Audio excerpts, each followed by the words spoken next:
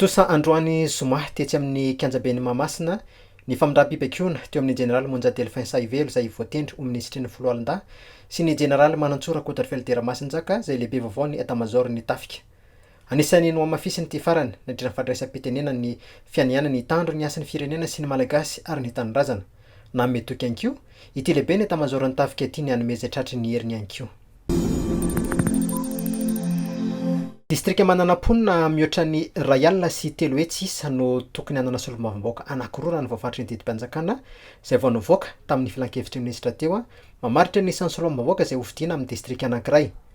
Latsak'izay anefa ny mponina ao Antsirabe voalohany hoy Lalatiana Rakotondrazafy izay ministry ny fampianaran'ny teknika sy ny fanafanana arak'asa tao amin'ny fandaharana tsy ho tovitra amin'ny androany saingy mahasolombavambahoaka anankiroa ity distrika ity raha ny voalaza ny filan-kevitry ministra.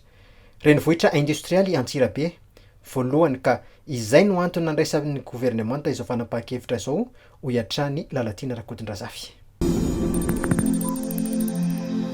Omaly ny tapitra ny fepitaona folo andro izay nomen'ny filoam-pirenena ny filoan'ny delegasiona manokany Homena Antananarivo renivohitra analana ireo fako izay mivangongo eto an-drenivohitra. Tratra ny tanjona raha ny voalazan'ny RAHARAHAM-PIRENENA izay filoan'ny delegasiona manokana ny Homena Antananarivo renivohitra androany zoma. Mitoy kosa hoy izy ny fanadiovana ny tanàna ka anisan'ny santarana izany ny hetsika fanadiovana Vaovao manerana ny boriboritany enina eto anivon'ny komina izay natao androany. Aiza ireo toerana tsara lesy tsidiana eto Madagasikara? Ohatrinona ny teti-bola ilaina amin'izany? Voavaly avokoa izany mandritra ny tsena be fizatany ireo fanontaniana ireo. Ny sokatra androany tokoa mantsy ity hetsika ity izay totosaina etsy amin'ny zaridaina natanina reny hatramin'ny alahady ho avy izao.